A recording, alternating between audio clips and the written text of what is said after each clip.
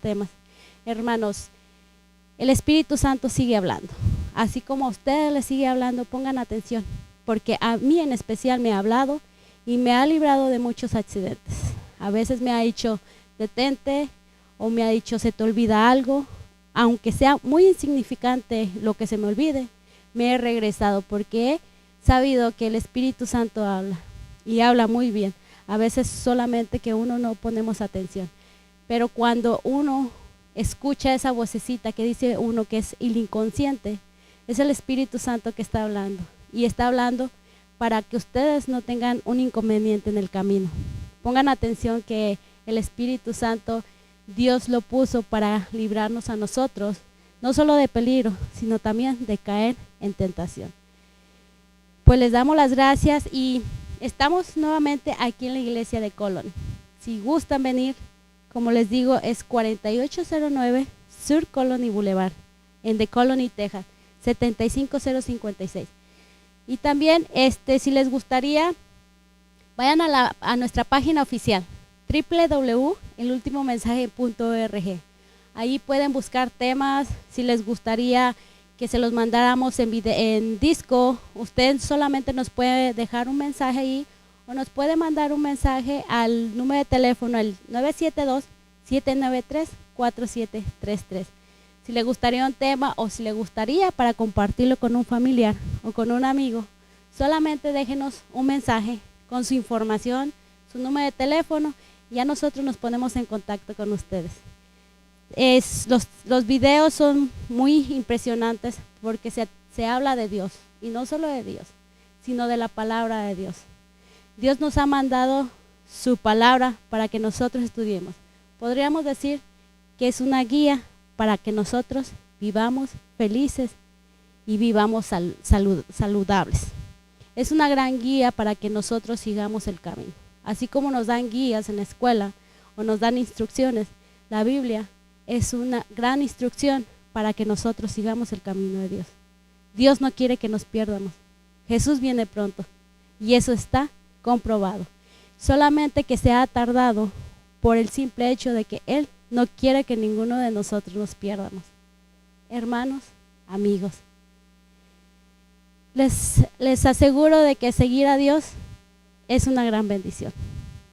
Es una gran bendición seguir a Dios.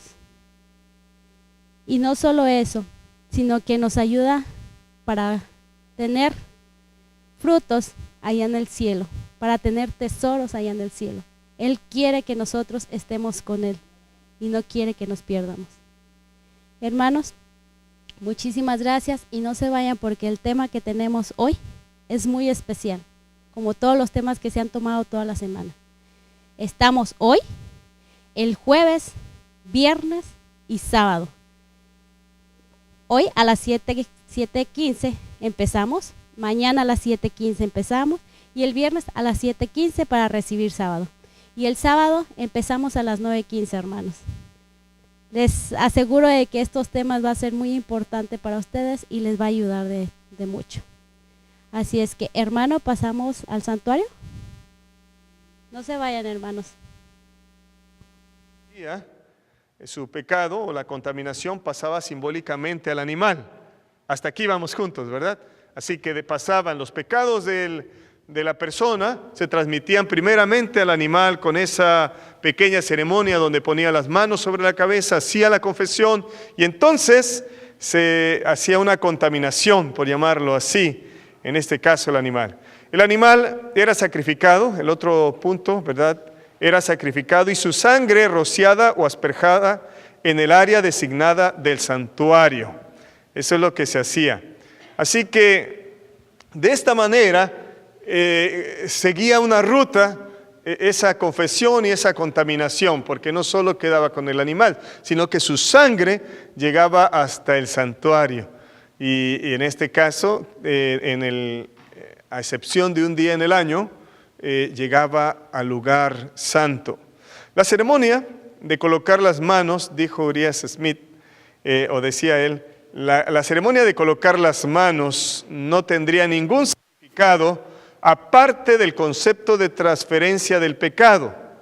Si nada de esto se pretendía, toda la administración era una farsa.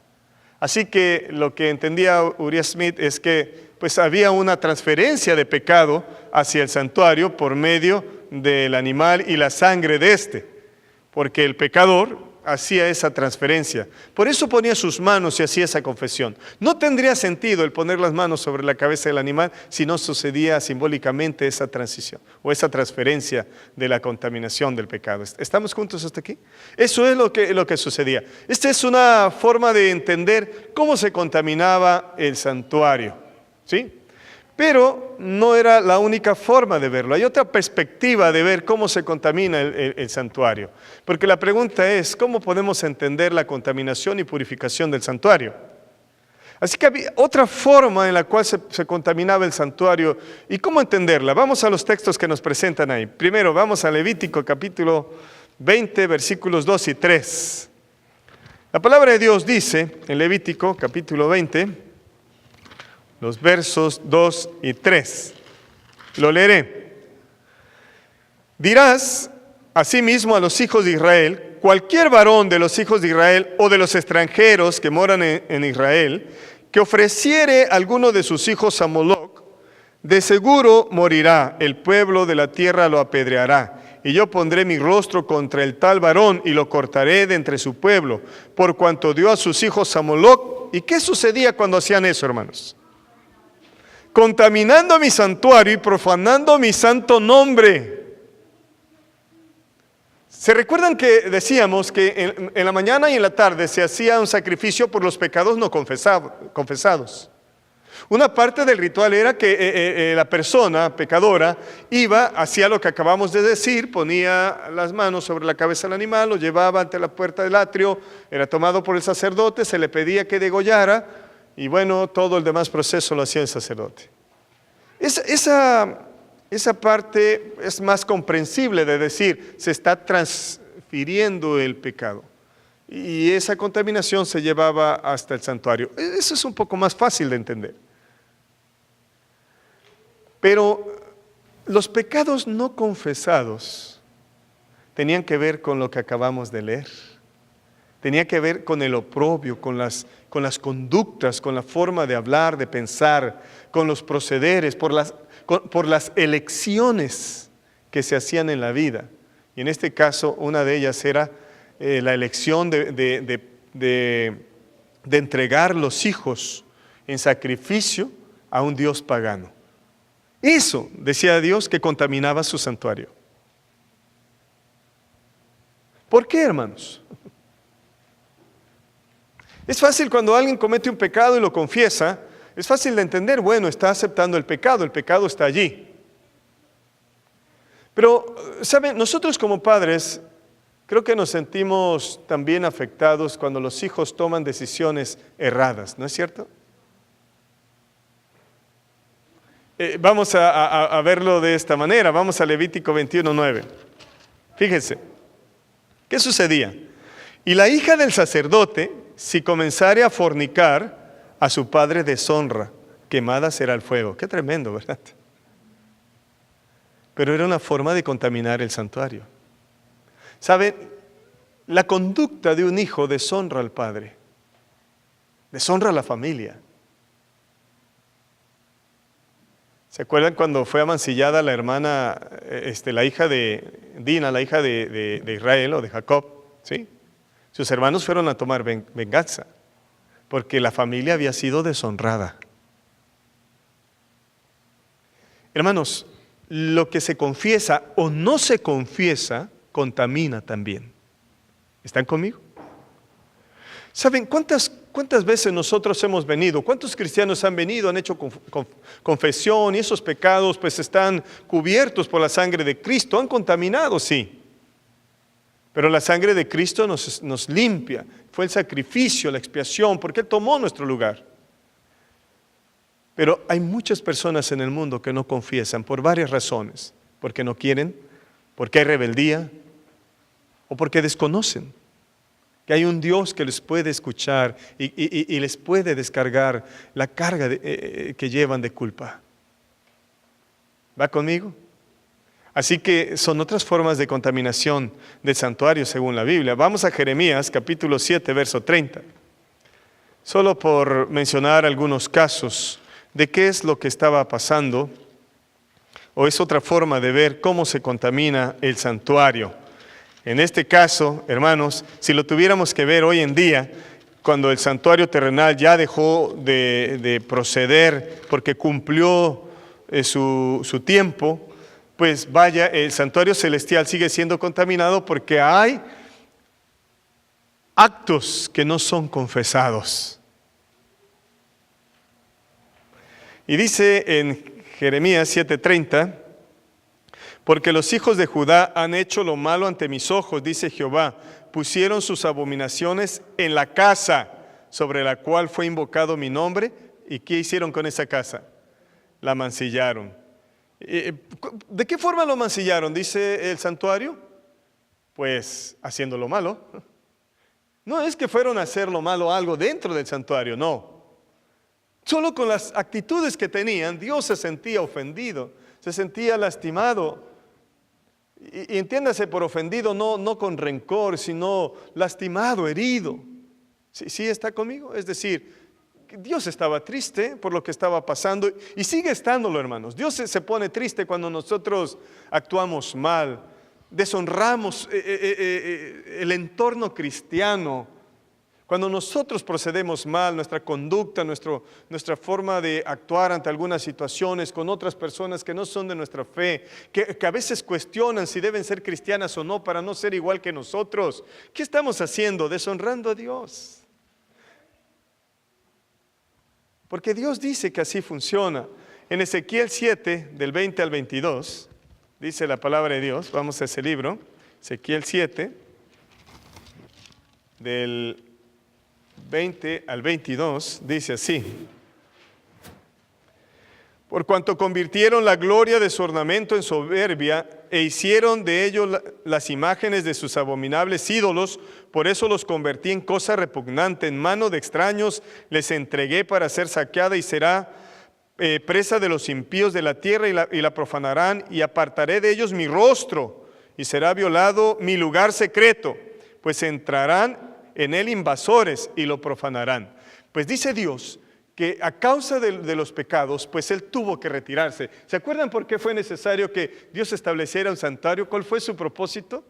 Dice, y me harán un santuario, ¿para qué? Dijo. Para que yo more con ellos, para que yo esté con ellos, Moisés, para que ellos me vean, para que sepan que estoy allí. Pero Dios tuvo que retirarse a causa de las abominaciones de ellos. Ellos ya habían caído en asuntos muy críticos como la idolatría. Así que Dios vio necesario mejor retirarse. Estamos viendo otra forma de contaminación. Y así podemos seguir leyendo los textos que siguen. Dos formas de contaminar el santuario. Cuando hay confesión se contamina el santuario, pero también cuando no la hay. Sigue siendo pecado. Es pecado aquel que he confesado, del que me he arrepentido, pero sigue siendo pecado. Me he arrepentido, Dios me perdonó, pero fue pecado. Y si no lo confesé, es pecado. Así que de esa forma se contaminaba el santuario. Por eso era necesaria la purificación del santuario. Había contaminación.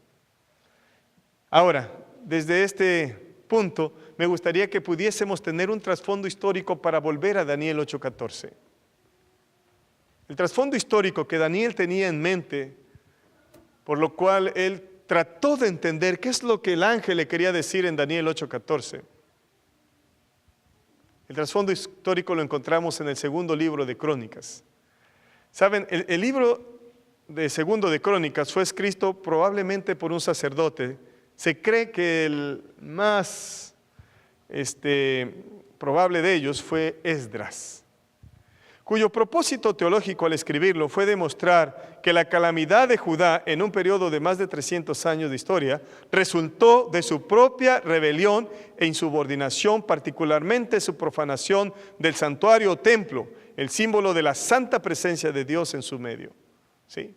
Así que el libro segundo de Crónicas pareciera que se ocupa de narrar por 300 años la triste historia de rebelión del pueblo de Israel y de Judá en relación con Dios y también con la profanación del templo y la contaminación del mismo en la manera que lo hemos venido mencionando. Es por eso que la lista de reyes que nosotros encontramos en la historia dice, e hizo lo malo delante de los ojos de Dios, e hizo lo bueno, pero hizo lo malo. Y es más grande la lista de aquellos que dicen, e hizo lo malo delante de los ojos de Dios. Así que este es el trasfondo histórico que nosotros podemos ver. Por ejemplo, Sisac, que era rey de Egipto, él profanó, dice la palabra de Dios, y entró al templo. Bueno, vamos a leerlo. Segundo de Crónicas, capítulo 5.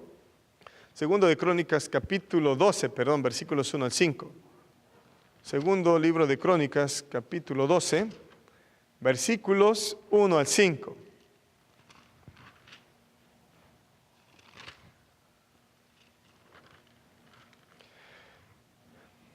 Dice, cuando Robán había consolidado el reino, dejó la ley de Jehová y todo Israel con él.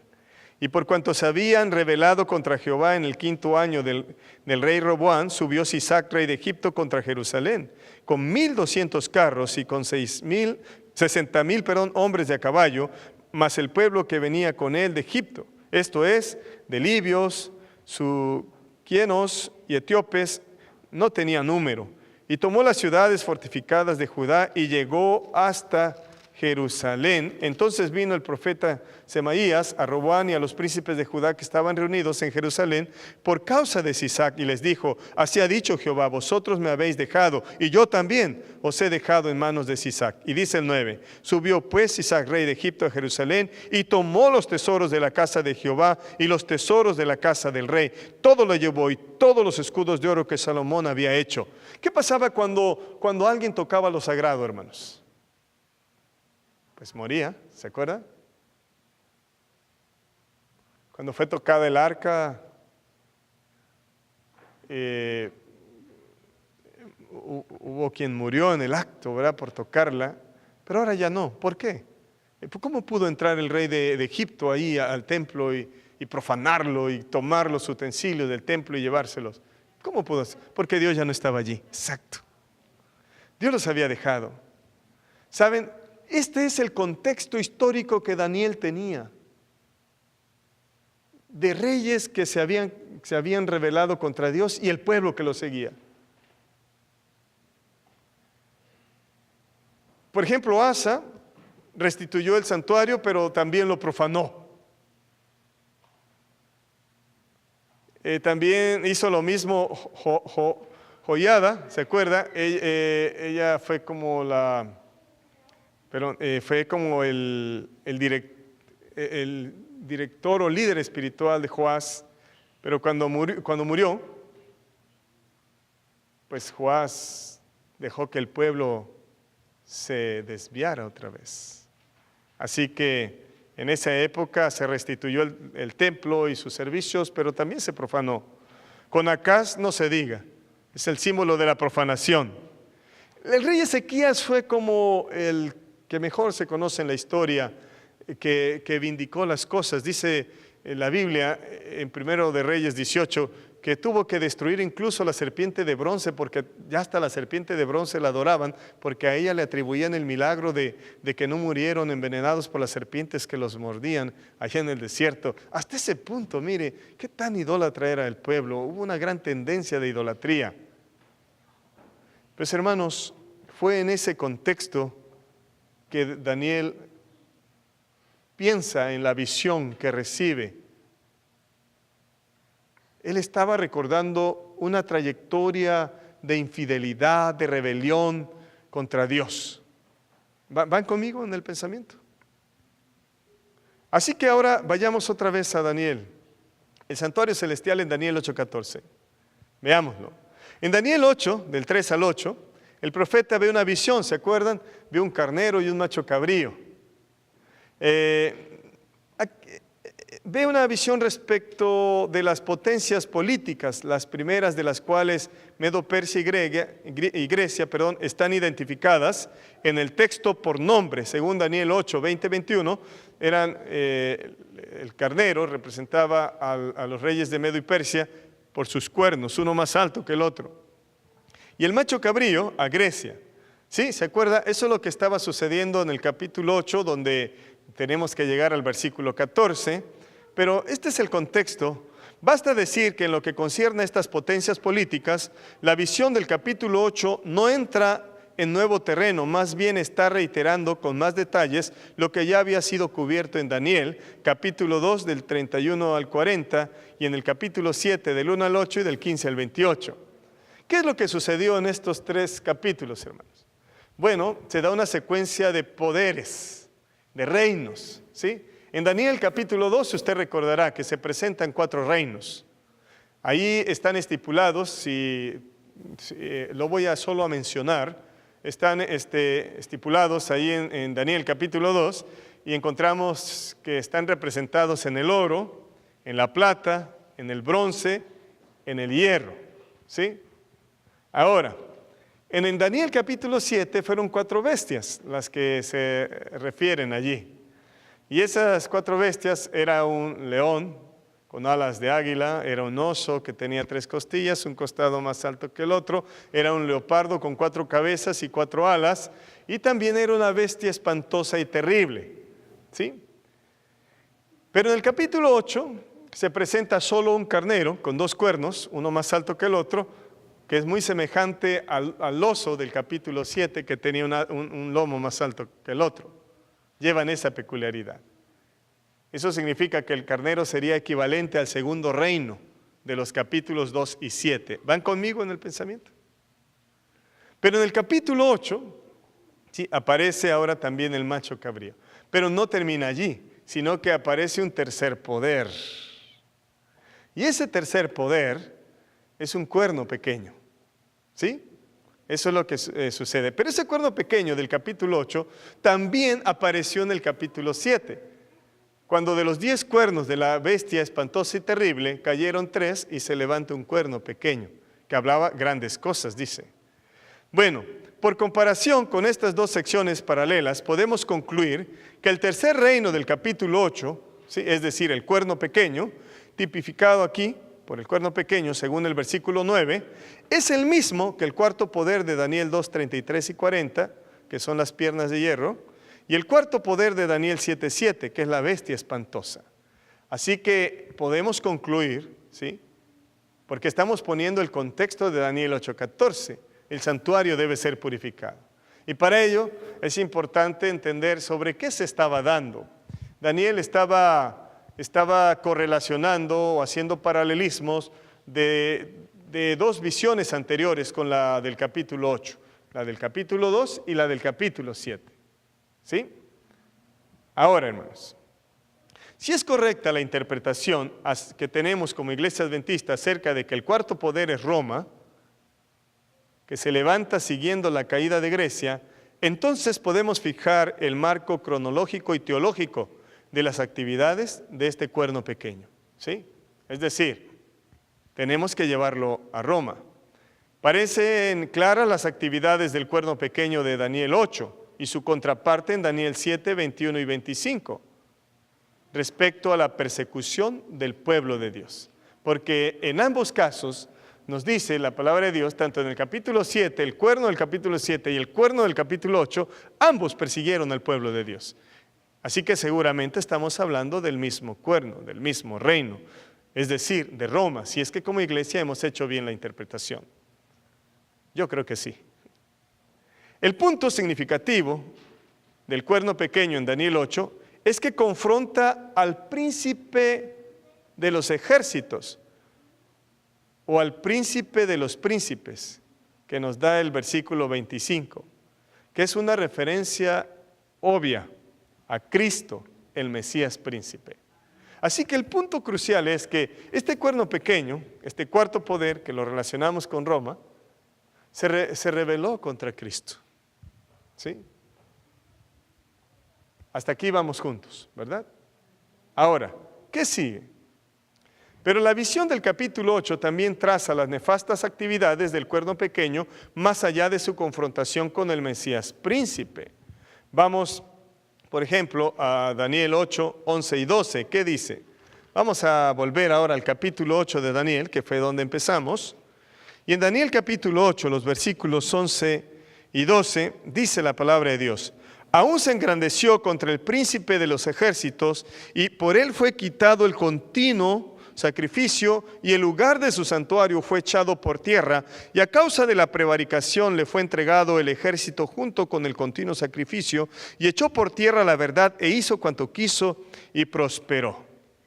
El continuo, que en hebreo es tamid, es quitado por el poder representado por este cuerno, y el lugar de su santuario fue echado por tierra. En Daniel 7:25 dice, y hablará palabras contra quién, hermanos, contra el Altísimo, y a los santos del Altísimo quebrantará y pensará en cambiar los tiempos y la ley, y serán entregados en su mano hasta tiempos y tiempos y medio tiempo. Déjenme decirles, Daniel estaba afligido porque él veía que el santuario que representaba la presencia de Dios con su pueblo, pues estaba en ruinas. Eso para él representaba que Dios no estaba allí, aunque él se aferraba, porque abría la ventana, miraba hacia donde podría estar el templo de Jerusalén, y con las ventanas abiertas oraba. Él se aferraba porque él creía en la promesa de Dios y en la profecía que había dado Dios por medio del profeta Jeremías, de que en 70 años se cumpliría el cautiverio y entonces serían liberados. Pero había un problema. Ahora el ángel le había presentado una visión, le estaba presentando esta visión y veía cómo el santuario seguía siendo pisoteado. Esto afectaba a Daniel. Tal vez para usted y para mí no tenga el mismo significado, pero para Daniel, le vuelvo a decir, representaba la presencia de Dios con ellos. Saber que el templo estaba en ruinas, para Daniel significaba, Dios no está con nosotros. Pero se alentaba al pensar que eso solo duraría 70 años, al fin y al cabo se acabaría. Serían libres otra vez y podrían ir y restituir o restaurar su templo, que era lo primero que él quería hacer o que se hiciera. Hermanos, sin embargo, con el fondo de esto que acabamos de mencionar, uno de los santos hace una pregunta.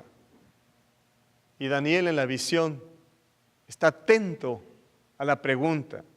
¿Hasta cuándo durará la visión del continuo sacrificio y la prevaricación asoladora, entregando el santuario y el ejército para ser pisoteados? Es decir, Daniel estaba atento, él quería saber hasta cuándo se va a acabar esto. ¿Se acabará después de los 70 años? Daniel estaba preocupado. ¿Y sabe cuál era la preocupación mayor?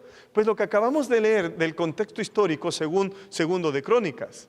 Daniel sabía que Dios había abandonado al pueblo en el sentido de su presencia en el santuario y había permitido que naciones paganas se introdujeran ahí en el santuario. Daniel lo sabía, que eso sucedía cuando el pueblo se alejaba de Dios, se rebelaba contra Dios. Dicho sea de paso, hermanos, deberíamos quizás de entender que cuando Dios entiende que no lo necesitamos en nuestra vida, Él se hace a un lado. Si tuviéramos que tomar una enseñanza, un principio espiritual fuerte, genuino, es que Dios se hace a un lado, no porque Él no quiera estar con nosotros, es porque Él nos ha dejado esa libertad.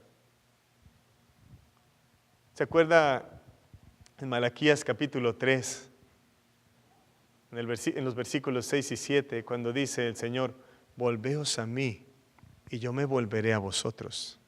Nos gusta pintar el cuadro de Dios como que Dios está allí aguardando, esperando, mientras nosotros vamos, como si fuéramos niños, corremos, hacemos todo lo que queremos, hacemos desorden, no nos acordamos de papá y mamá hasta que nos caemos y nos lastimamos. Entonces venimos corriendo con papá o mamá y le venimos a decir que nos hemos lastimado. A veces somos así como esos niños. Nos olvidamos de Dios, hacemos lo que queremos, nos distanciamos. Dios no tiene lugar para nosotros, no nos acordamos de Él a menos que seamos lastimados y heridos por el pecado. Entonces recurrimos a Él. Y nos gusta pintar el cuadro de que Dios está allí, a veces llorando, esperando, cómo nosotros no nos interesamos en Él. Si bien es cierto que Dios está triste por eso, la realidad es que Dios dice que Él es el que no está con nosotros cuando nosotros no queremos estar con Él. No es que nosotros no estemos con Él. Dios dice, volveos a mí, dice en Malaquías 3, 6 y 7, y yo me volveré a ustedes. Dicho en otras palabras, si ustedes no vienen, yo no voy. Daniel sabía que eso era así. La historia de Segundo de Crónicas, todo ese historial de pecaminosidad, de rebeldía, de apostasía, de idolatría, todo ese historial tenía preocupado a Daniel. Él sabía que la consecuencia por la cual el templo estaba así era a causa de los pecados de sus gobernantes y del pueblo que seguía a los gobernantes. Ahora Daniel tenía la pregunta, Señor, ¿hasta cuándo se va a acabar eso? Se están cumpliendo los 70 años y pareciera ser que nosotros no estamos interesados, mantenemos la rebeldía.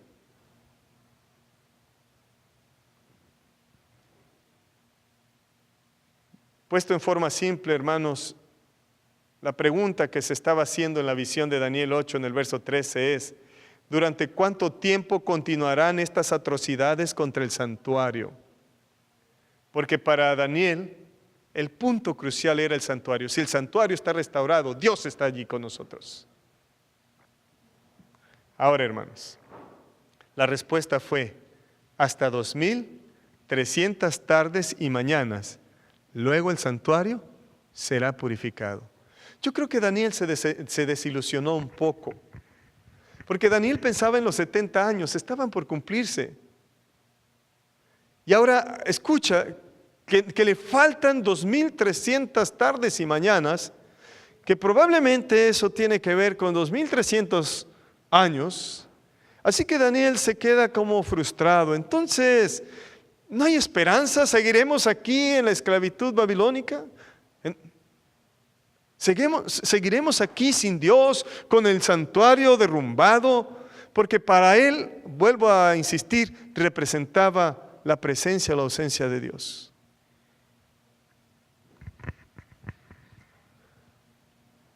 Hermanos, la pregunta es, cuando el santo contesta hasta 2300 tardes y mañanas y luego el santuario será purificado, ¿a qué santuario se refiere? ¿Al terrenal o al celestial? ¿Al celestial? Pues sin duda alguna.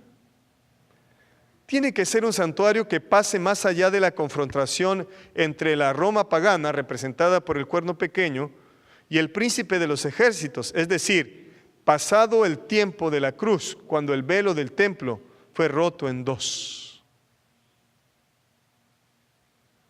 Las 2300 tardes y mañanas tendrían que rebasar porque fue primero que el cuerno pequeño se confronta contra el príncipe de los príncipes. ¿Está conmigo? Antes de decir que la situación del santuario y la purificación del mismo se arreglarían, antes de decir eso, primero sucede la confrontación de este cuerno pequeño con el príncipe de los príncipes. Eso significa que la purificación del santuario se da más allá de esa confrontación. Y esa confrontación nosotros la vemos cumplida cuando, bajo el contexto romano, ¿sí?, del poderío romano y bajo las manos romanas de soldados romanos, se le quitó la vida a Cristo Jesús. Pero los 2300 tardes y mañanas son más allá de la muerte de Cristo.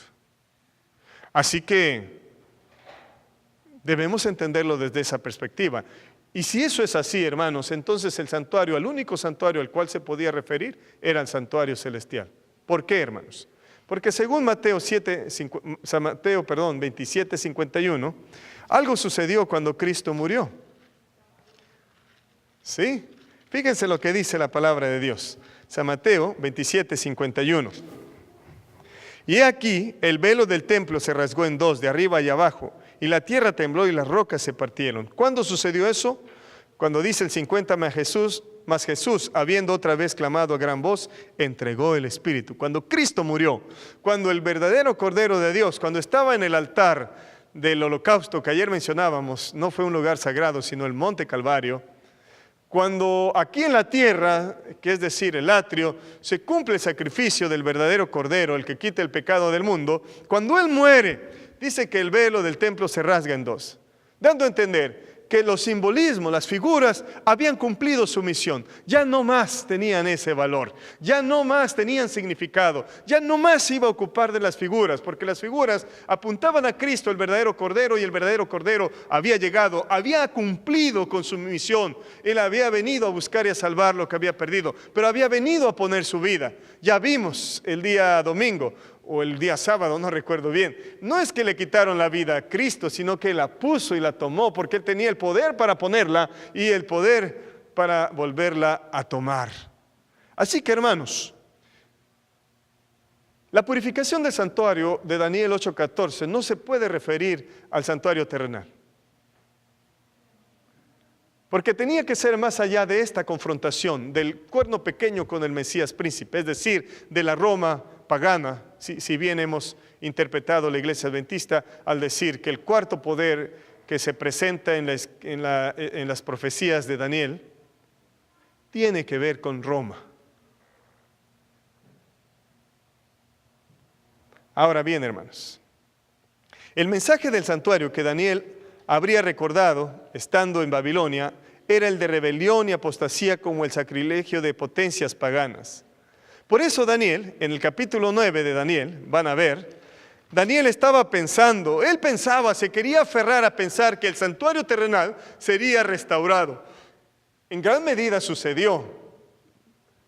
Pero miren, Daniel oraba al Señor y dice los versículos 5 y 6 del capítulo 9, hemos pecado, dice. Daniel no solo estaba hablando de la época babilónica, estaba hablando de toda la historia, ¿sí? Del contexto histórico que los venía acompañando, de lo que había provocado la ausencia de Dios del santuario. Dice, hemos pecado, hemos cometido iniquidad, hemos hecho impíamente y hemos sido rebeldes y nos hemos apartado de tus mandamientos y de tus ordenanzas. Y dice el 6, no hemos obedecido a tus siervos, los profetas que en tu nombre hablaron a nuestros reyes, a nuestros príncipes, a nuestros padres y a todo el pueblo de la tierra. Y dice el verso 17, ahora pues, Dios nuestro, oye la oración de tu siervo y sus ruegos y haz que tu rostro resplandezca, ¿dónde, hermanos? Sobre tu santuario asolado por amor del Señor. Vean la oración de Daniel. Él reconocía la trayectoria de pecado, pero se aferraba a la idea de ver restaurado el santuario.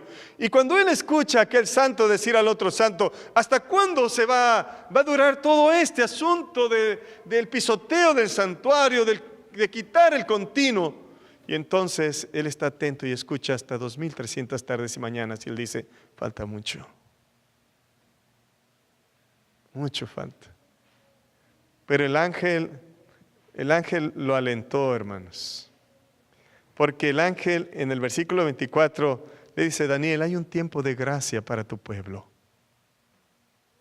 Por eso todavía, para cuando Cristo estuvo en la tierra, todavía estaba vigente el templo, ¿se acuerda? Y dice en Daniel 9:24, 70 semanas están determinadas sobre tu pueblo y sobre tu santa ciudad para terminar la prevaricación y poner fin al pecado y expiar la iniquidad, para traer la justicia perdurable y sellar la visión y la profecía y ungir al santo de los santos, es decir, al lugar santísimo.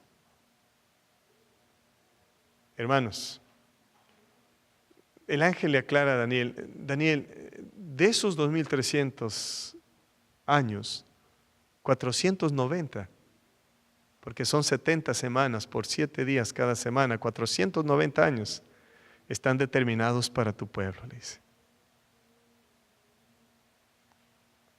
Daniel creyó que el tiempo de cautiverio se había aumentado, pero por el contrario, el mensajero celestial le anticipó que la gracia se había extendido 490 años más.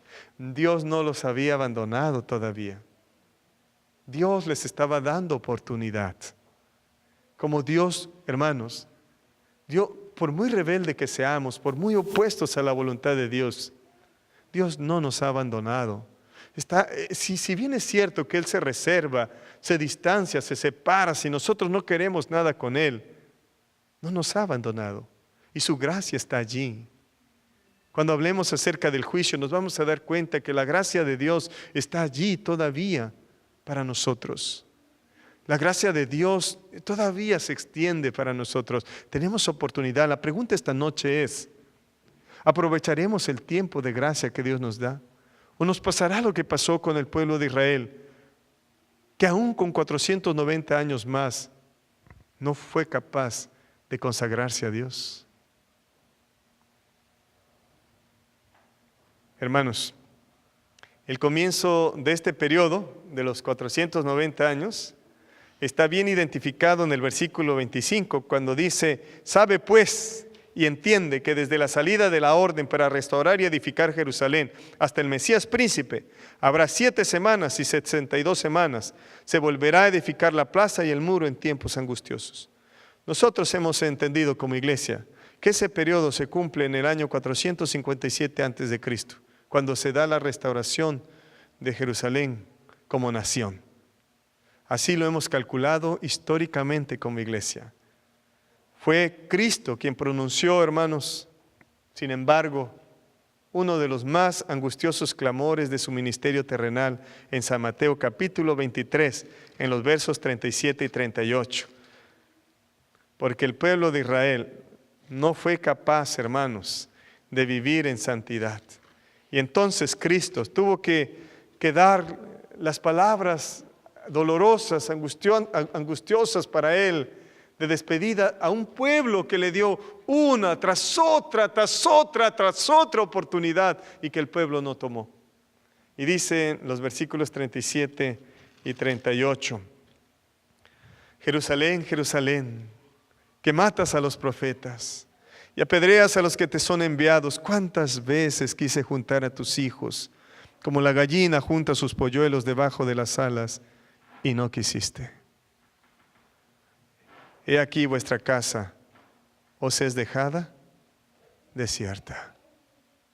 Es decir, el templo estaría sin Dios. El pueblo de Israel no fue capaz. Hermanos, así que ese tiempo de gracia que alentó a Daniel, esos 490 años, él no supo que no fueron bien aprovechados.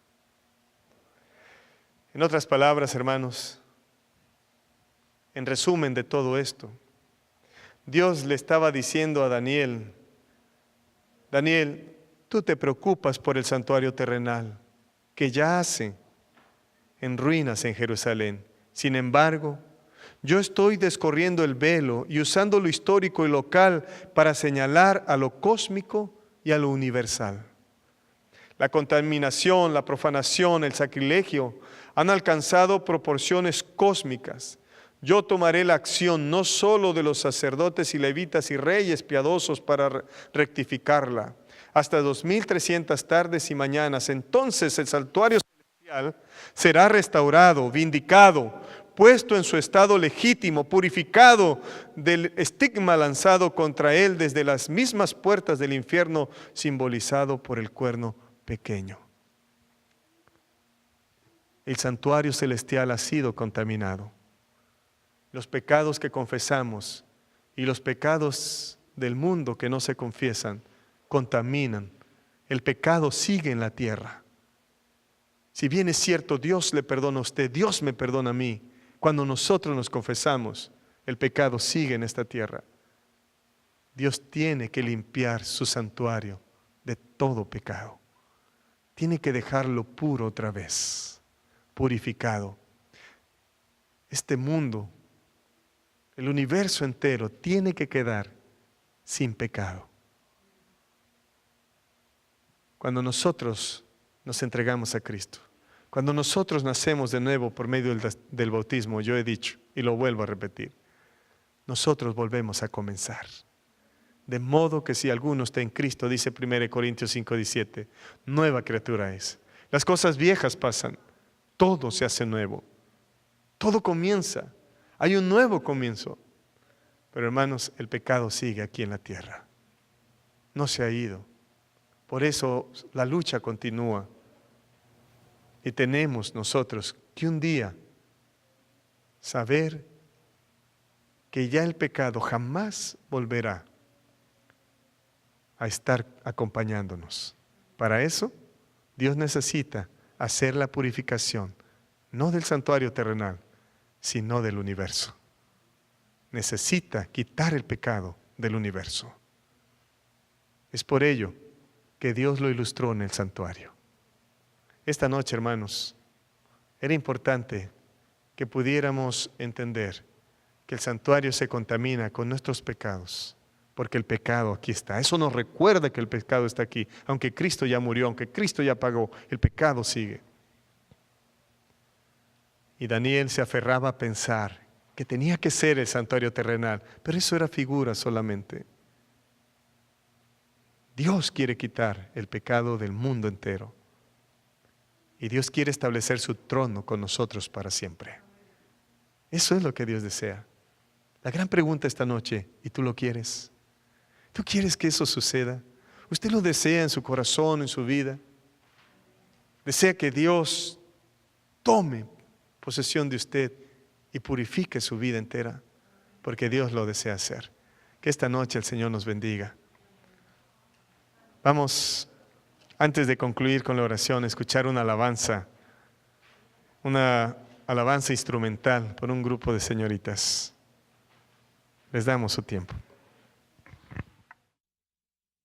Gracias por estar en comunicación con nosotros, por estar viendo el tema. En unos momentos pasaremos con un hermoso especial a cargo de las hermanas Sara, Janine y Natalie. Se están preparando ahorita para el especial, pero espero que les haya gustado el tema que el pastor ha tocado el día de hoy. Vamos al santuario para el especial.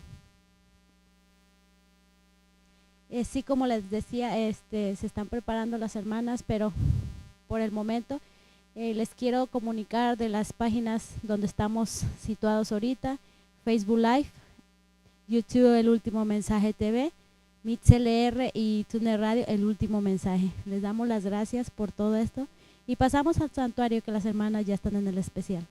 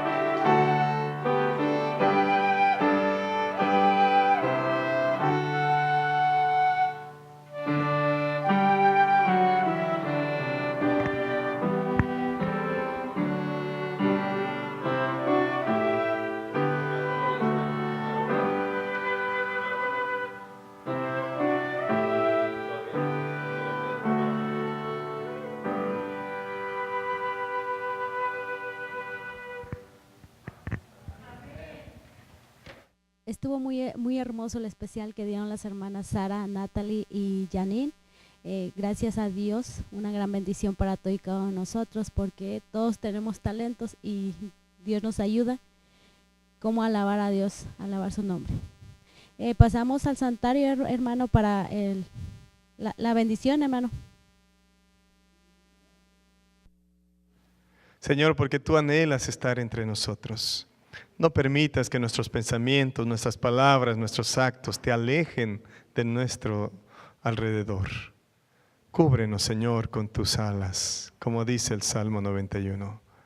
Permítenos mantenernos, Señor, bajo la seguridad, el abrazo invisible de tu Santo Espíritu. Querido Dios, perdona nuestras faltas. Perdona, Señor, esas faltas que hemos cometido y que no solo, Señor, se pueden ver, sino aquellas que no se ven, que están en el pensamiento o en el corazón. Bórralas. Danos la oportunidad de saber que nuestro nombre se confirma esta noche en el libro de la vida del Cordero. Bendice la iglesia de The Colony. Sé con ellos siempre. Bendice cada familia, cada hogar. Aquellos que están plenamente consagrados como aquellos que están desanimados. Señor, que juntos, unidos en tu nombre y por tu amor, puedan continuar esta pelea hasta estar cara a cara con nuestro Redentor, Cristo Jesús. Señor, gracias por escucharnos. Bendícenos, bendice a nuestros hermanos que nos miran por la internet, que nos escuchan por la radio. Sé con ellos también. Guárdales en tu amor, manifiesta tu poder para ellos. Todo esto lo pedimos con humildad en Cristo Jesús. Amén. Dele un abrazo al que tiene al lado. Dígale feliz noche, le esperamos mañana. Que Dios les bendiga, hermanos, y seguiremos en el estudio de estos temas del santuario. Gracias por estar viendo el tema del pastor Héctor Hernández. Les damos las gracias por estar en contacto con nosotros y le damos las gracias también por compartir con sus familiares y amigos. El tema de mañana, jueves, que es a las 7:15, Cristo y 1844. No se lo pierdan, que como estuvo tan especial hoy, va a estar especial mañana. Cristo no ha regresado porque no quiere que ninguno de sus hijos se pierdan.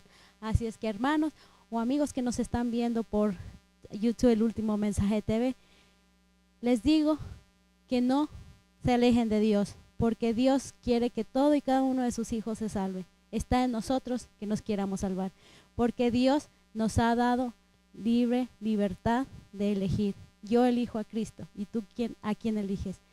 Y no se olviden, hermanos, mañana Cristo y 1844. El viernes en la tarde a las 7:15 los esperamos con el juicio previo al advenimiento. Y el sábado en la mañana a las 10:30, Cristo en el Antiguo Testamento. Y también, hermanos, no se lo pierdan, la semana que viene tenemos campaña en Ohio, en la iglesia central. El nombre del tema, el maravilloso mundo de la Biblia, con el pastor Roberto Pinto, del 12 al 19. Eso va a ser por la radio, por MixLR y Tuner Radio. Pero el día 18 y 19 estaremos con cámaras desde el santuario de la iglesia central de Ohio. Si quieren más información, pueden llamar al número de teléfono 972-793-4733. Ahí pueden mandar un mensaje o llamar, como ustedes gusten, como se les haga mejor, para pedir información de los temas que tenemos o de los temas que ya vienen en camino. O pueden pedir información en las iglesias que nos vamos a presentar. Los temas de hoy han sido muy importantes. El tema del viernes, el juicio previo al advenimiento, y el tema del sábado, Cristo en el Antiguo Testamento. Cristo no quiere que nos pierdamos, Cristo quiere que todos sus hijos se salven. Por eso Él vino a este mundo y derramó su sangre por todo y cada uno de nosotros. Hermanos, amigos, hay que seguir a Cristo, que es el único amor incondicional que tenemos, el único amor que se ha entregado para nosotros. Muchísimas gracias y nuevamente el último mensaje les da las gracias por estar en contacto con nosotros. Bendiciones y todo y cada uno de ustedes. Se despide de ustedes la hermana Angélica Caballero. Que Dios los bendiga.